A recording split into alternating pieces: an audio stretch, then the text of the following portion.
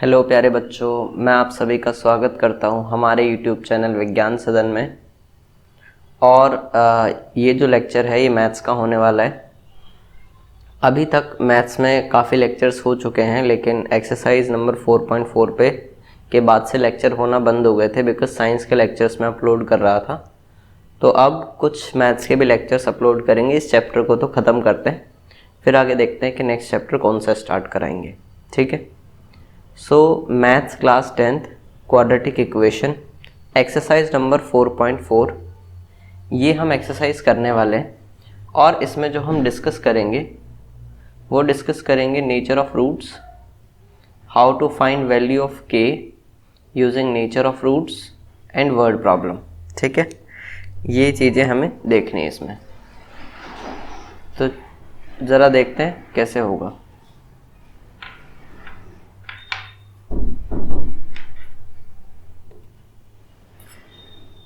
First है, पहले समझते हैं नेचर ऑफ रूट्स।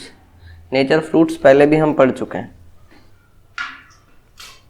और जो नेचर ऑफ रूट्स होता है वो एक क्वाड्रेटिक इक्वेशन के लिए हम पढ़ रहे हैं। ax² + bx + c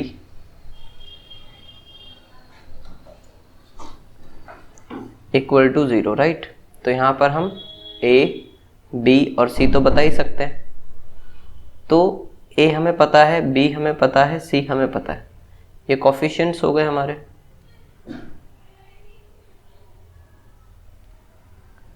अब उसके बाद हमें एक न्यू टर्म निकालनी पड़ती है जिसे बोलते हैं d या जिसे बोलते हैं डिस्क्रिमिनेंट। ठीक है। अभी डिस्क्रिमिनेंट क्या होता है? d जो होता है वो होता है b² - 4ac। तो यहाँ से हमें a, b, c जहाँ से पता है उससे हम d की वैल्यू निकाल सकते हैं, जो कि होती है b² - 4ac। और क्योंकि इसका इस एक्सरसाइज में बहुत ज़्यादा रोल है, इसलिए मैं एक बार दोबारा से इसे करा रहा हूँ। ठीक है, तो छोटा सा ही टॉपिक है, अभी फिनिश हो जाएगा, नो प्रॉब्लम। सो नेक्स्ट है, अगर देखो d जो है जब हमने कैलकुलेट किया, और d में 3 केसेस बन सकते हैं। या तो d की वैल्यू 0 से बड़ी आ सकती है, या d की वैल्यू 0 आ सकती है, या d की वैल्यू 0 से छोटी आ सकती है। सो इसका मतलब है जो केसेस यहाँ बनेंगे वो क्या बनेंगे? फर्स्ट केस है जब d > 0 होगा, तो उस केस में 2 डिस्टिंक्ट रियल रूट्स होंगे। क्लियर? उसी तरह सेकंड केस कि अगर d हमारा 0 हो जाए। पहले इसका मतलब भी समझ लेते हैं कि इसका क्या मतलब है। 2 डिस्टिंक्ट रियल रूट्स, इसका मतलब है 2 वैल्यूज़ आएंगी x की या जो भी वेरिएबल वहाँ होगा, लेकिन वो दोनों डिफरेंट होंगी। ठीक है। नेक्स्ट है हमारा, अगर d 0 हो जाएगा तो उस केस में क्या होगा? 2 इक्वल रियल रूट्स, मतलब दोनों रूट्स होंगे लेकिन वो दोनों रूट्स सेम होंगे, इक्वल होंगे। देन थर्ड केस समझते हैं।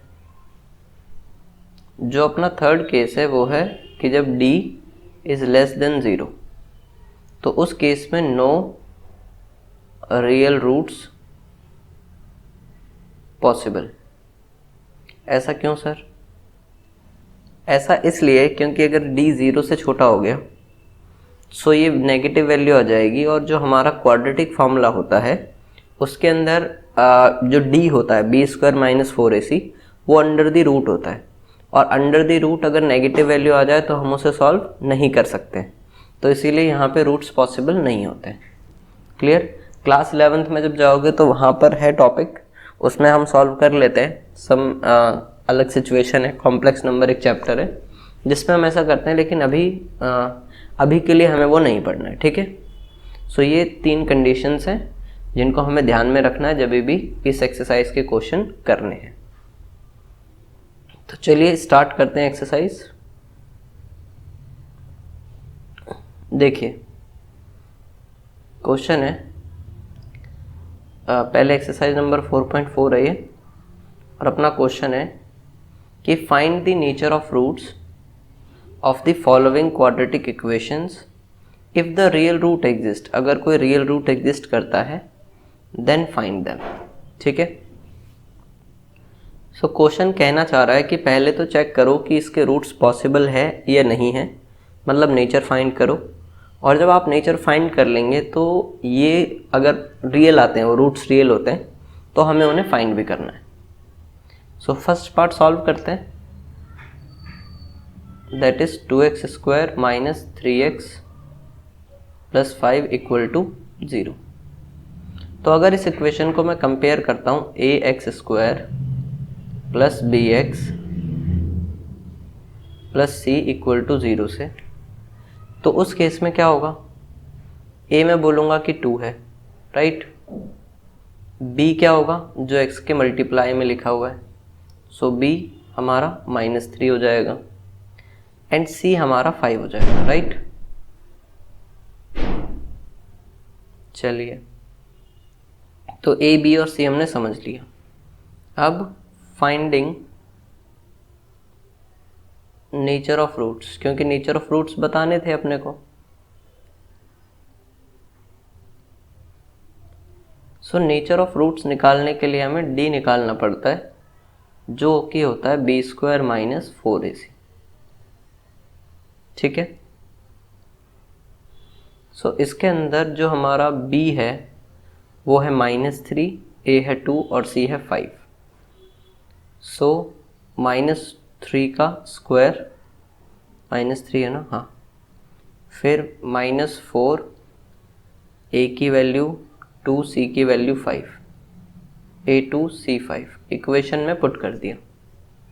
सो -3 का स्क्वायर कितना हो जाएगा, 9, माइनस ये हो जाएगा 4 to the 8, 8 5 the 40। तो देखो ये -31 आ रहा है, राइट। तो अगर ये -31 आ रहा है तो ये तो पहले ही पॉसिबल नहीं है, पहली वैल्यू नेगेटिव आ गई, तो d इज लेस देन 0, इसका मतलब नो रियल रूट्स पॉसिबल। क्या आपको समझ आया है? आई होप आपको समझ आया होगा। तो जब इसके रियल रूट्स पॉसिबल नहीं है तो हम इसको आगे सॉल्व नहीं करेंगे, यहीं पे रुक जाएंगे। ठीक है, सो अपनी पहली equation 2x square minus 3x plus 5 हमने सॉल्व कर ली है और उसके रूट्स पॉसिबल नहीं है, तो अब हमें आगे इसे सॉल्व नहीं करना है। सेकंड देखते हैं, सेकंड पार्ट में लिखा हुआ है 3x square minus 4 root 3x, 3x square minus 4 root 3x plus 4 is equals to 0। ये इक्वेशन है अपने पास। तो अभी जो 3x square minus 4 root 3x है प्लस 4 है, ये पहले तो देखने में थोड़ी कॉम्प्लेक्स इक्वेशन लगती है। क्यों? क्योंकि इसमें रूट आ गया है सर। ठीक है, कोई प्रॉब्लम नहीं है। इसे कंपेयर करते हैं ax square plus bx plus c equal to 0। तो a कितना आएगा, यहाँ से 3 आ जाएगा, b क्या आएगा, x के मल्टीप्लाई में लिखा है 4 root 3, so minus 4 root 3 and c है हमारे पास कांस्टेंट, वो है 4। अब उसके बाद पहले नेचर ऑफ रूट्स निकालेंगे। नेचर ऑफ रूट्स जो कि कैसे निकलता है, d से, वो होता है b square minus 4ac, right.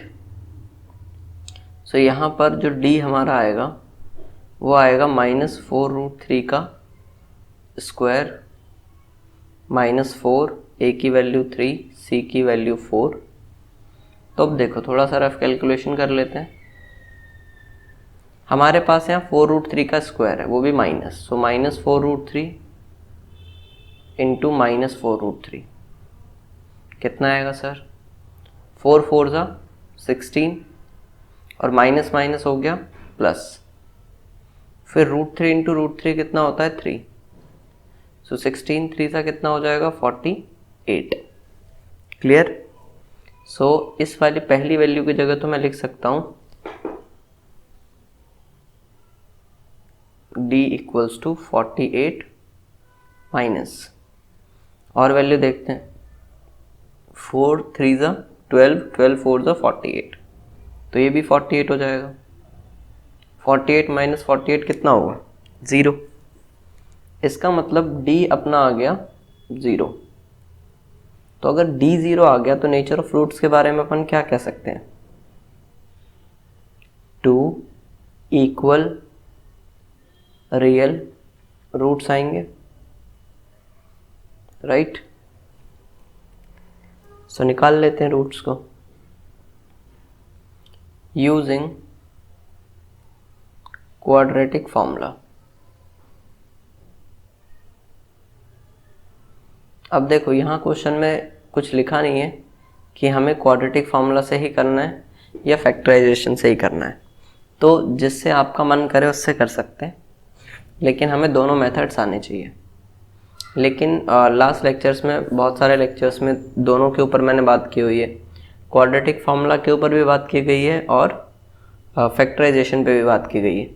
तो अगर आपको कोई डाउट लगता है तो आप वहाँ से देख लेना। सो x निकालने का फॉर्मूला है minus B plus minus under the root B square minus 4ac upon 2a। तो यहाँ पर बी स्क्वायर माइनस 4ac तो 0 ही आ गया। इसका मतलब यही वैल्यू पुट कर लेते हैं। माइनस बी का क्या मतलब है, बी अपना आया था -4√3, so minus of -4√3 plus minus under root 0 upon 2 into a कितना है अपने पास, ए है 3, सो ये माइनस माइनस हो जाएगा प्लस, सो 4√3, और ये प्लस माइनस √0 तो क्या ही लिखूंगा मैं, 2 इंटू 3 लिख लो इसे, सो 2 2 सा 4, सो x की वैल्यू अपने पास आ गई 2√3 अपॉन 3। यही लिख लेते हैं क्योंकि हम वैसे तो इस 3 को एक्सपेंड करके √3 को कैंसिल कर सकते हैं, लेकिन ऐसा करेंगे नहीं क्योंकि उससे क्या हो जाएगा, डिनोमिनेटर में रूट आ जाएगा। इसका मतलब ये तो एक ही x की वैल्यू आई सर, दूसरी कहाँ है, तो उसने क्या बोला था 2 इक्वल रियल रूट्स, मतलब जो सेकेंड वैल्यू होगी वो भी सेम ही रहेगी। तो x की वैल्यू 2√3 अपॉन 3 आ जाएगी दोनों। So this is your answer. I hope आपको ये क्वेश्चन क्लियर हुआ होगा। ठीक है, आगे बढ़ते हैं अपन। नेक्स्ट क्वेश्चन, इसमें कितने पार्ट, थर्ड पार्ट अपने को करना है ना। थर्ड पार्ट देखते हैं। थर्ड पार्ट में लिखा हुआ है 2x² minus 6x plus 3 equal to 0।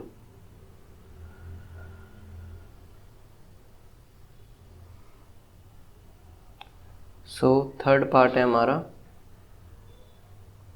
2x² minus 6x और प्लस का 3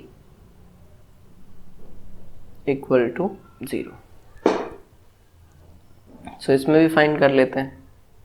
सबसे पहले कंपेयर करते हैं ax² plus bx plus c equal to 0 से। तो a कितना आएगा, 2 आ जाएगा, b आ जाएगा हमारा -6 एंड c आ जाएगा 3। सो अब क्या निकालना है अपने को, नेचर ऑफ रूट्स निकालना है।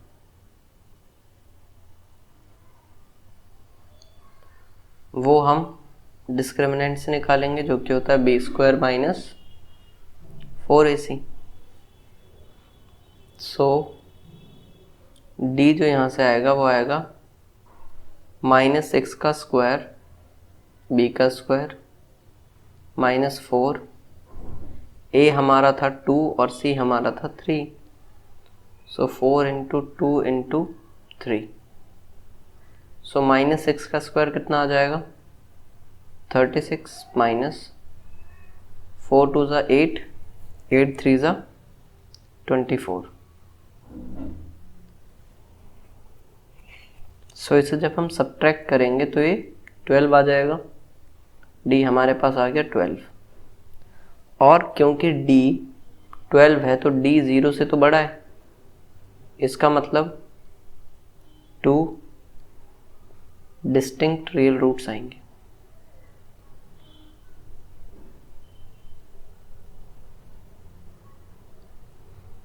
अब निकाल लेते हैं, इजी सा फॉर्मूला लगाना है, आंसर आ जाएगा। So using quadratic formula,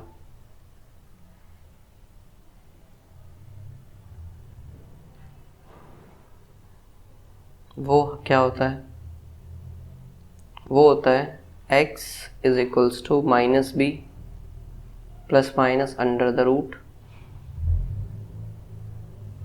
B square minus 4ac upon 2a, right. So just values put करेंगे, आंसर आ जाएगा अपना। b था हमारा -6, सो minus of -6 plus minus under the root 12 आ जाएगा अपॉन 2 इंटू 2 ना। सो 2 इंटू ए की जगह 2 ही है,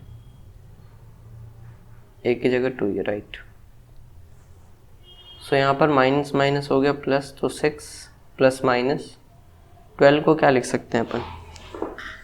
12 को लिखा जा सकता है अंडर रूट 4 इंटू 3 और अपॉन 2 2 ज़ा 4। सो यहाँ पे 4 का रूट कितना हो जाता है? 2 हो जाता है। सो 6 प्लस माइनस 2 रूट 3 अपॉन 4, यहाँ से 2 कॉमन ले लेते हैं, तो अगर 2 कॉमन लिया तो क्या बचेगा?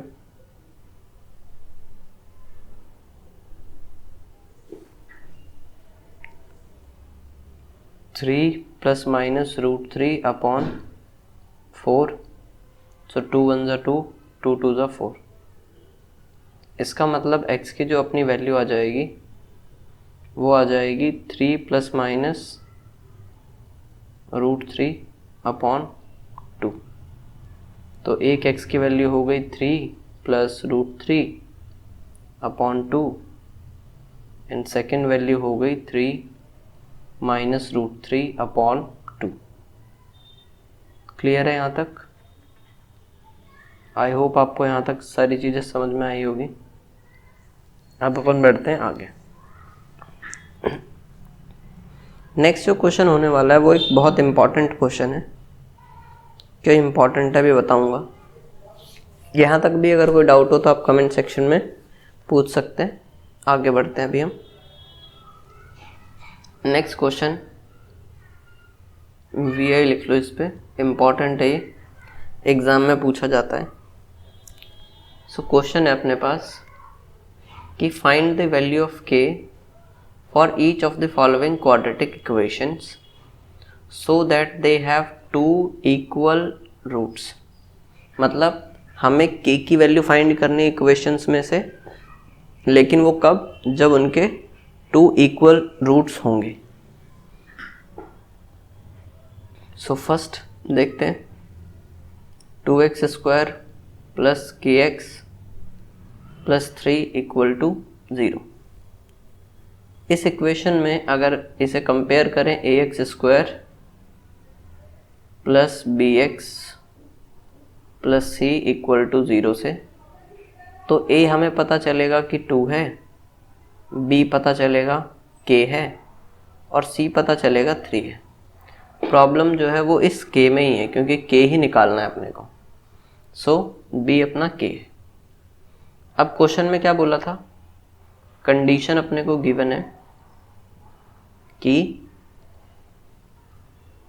2 इक्वल रूट्स, राइट।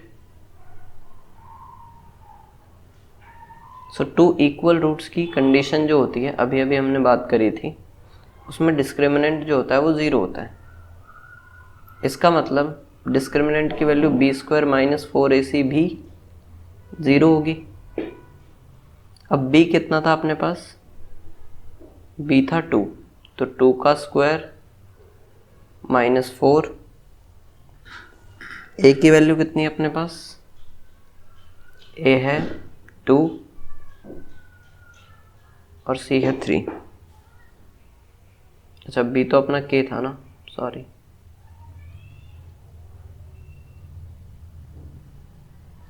एक मिनट चेक कर लेते हैं। हाँ b अपना k है, सो k का स्क्वायर -4, a की जगह हम लिख सकते हैं 2 और c की जगह 3, सो 2 × 3 = 0। इट मीन्स k का स्क्वायर आ जाएगा k स्क्वायर -4 2 ज़ा 8, 8 3 ज़ा 24 = 0। सो ये -24 अगर वहाँ जाएगा तो प्लस हो जाएगा, तो k स्क्वायर इक्वल आ गया 24 के, और ये जो स्क्वायर है वहाँ जाएगा तो रूट बनेगा, तो k अपने पास आएगा √24। अब 24 को क्या लिख सकते हैं, 2 × 4 × 3 लिख सकते हैं। 4 का रूट होता है 2, तो 2 बाहर, और 2 और 3 का तो होता नहीं, तो 2 3 ज़ा 6, तो k की अपनी वैल्यू ±2√6 आ गई। प्लस माइनस इसलिए आया क्योंकि रूट आया था यहाँ पे, तो दोनों में वैल्यू आएगी। लेकिन शायद आपकी बुक में, पीछे टेक्स्ट बुक में पीछे आंसर सिर्फ प्लस का ही दे रखा होगा, तो उससे भी कोई प्रॉब्लम नहीं है। अगर हम प्लस का भी लिख के आते हैं दैट इज़ ऑल्सो करेक्ट। ठीक है यहाँ तक। चलिए सेकंड और भी ज़्यादा पार्ट इम्पॉर्टेंट है, क्योंकि ये थोड़ा टफ लगता है देखने में। टफ वैसे है नहीं, लेकिन ठीक है कोई बात नहीं, समझते हैं। kx × x - 2 और +6 = 0। तो अभी टफ क्यों लगता है? टफ इसलिए लगता है बिकॉज k हमें डायरेक्ट नहीं दिया, इक्वेशन थोड़ी कॉम्प्लेक्स लग रही है। कोई नहीं, सिंप्लीफाई कर लेंगे। kx × x क्या हो जाएगा, kx², kx × 2 तो -2kx + 6 = 0। तो यहाँ से a अपने पास कितना आएगा, k, b क्या आएगा अपने पास -2k, और c आ जाएगा 6, राइट। a b c अपने को तीनों पता है। तो अब कंडीशन समझ लेते हैं। कंडीशन है अपने पास 2 इक्वल रूट्स। अगर इक्वल रूट्स है तो d अपना 0 होगा, मतलब b² - 4ac अपना 0 होगा, राइट। a हम बता चुके हैं k है, b हम बता चुके हैं -2k है, और c हम बता चुके हैं 6 है। सो b की जगह -2k का स्क्वायर -4, a की जगह k, क्या हुआ ये, दोबारा लिखना पड़ेगा, ये था -2k, सो -2k का स्क्वायर -4, a की वैल्यू अपने पास थी k और c की वैल्यू 6, k × 6 = 0। 2k का स्क्वायर क्या हो जाएगा, 4k², अगर नेगेटिव वैल्यू होती है उसके पावर अगर इवन होती है तो आंसर पॉजिटिव आता है, इसलिए 4k² आया, -4 6 ज़ा 24k = 0। इन दोनों से 4k और 4k कॉमन ले लो, तो 4k अगर कॉमन लिया तो क्या बचेगा, k -6 = 0। इसका मतलब एक बार 4k 0 होगा, फिर एक बार कहेगा k - 6 मुझे भी 0 करो, तो k यहाँ से 0 और ये 4 यहाँ मल्टीप्लाई वहाँ जाएगा, 0 से डिवाइड होगा तो 0 ही हो जाएगा, तो k अपना आ गया 0। और ये -6 वहाँ जाके प्लस हो जाएगा, तो k अपना यहाँ से आ जाएगा 6। ठीक है, तो इस तरीके से अपना सेकंड क्वेश्चन भी कंप्लीट हो गया। और ऐसे k निकालने वाले जो क्वेश्चंस होते हैं वो एग्ज़ाम में आते हैं। आई होप आपको आज का लेक्चर समझ आया होगा। अगर आपको कोई डाउट है तो आप कमेंट सेक्शन में पूछ सकते हैं। आज के लिए बस इतना ही, मिलते हैं अगले लेक्चर में नए कंसेप्ट के साथ, नए टॉपिक के साथ। ठीक है, क्वेश्चंस भी हो सकते हैं, क्वेश्चंस भी करेंगे अपन। तो आज के लिए टाटा सन्नाटा, bye bye, thanks for watching the video.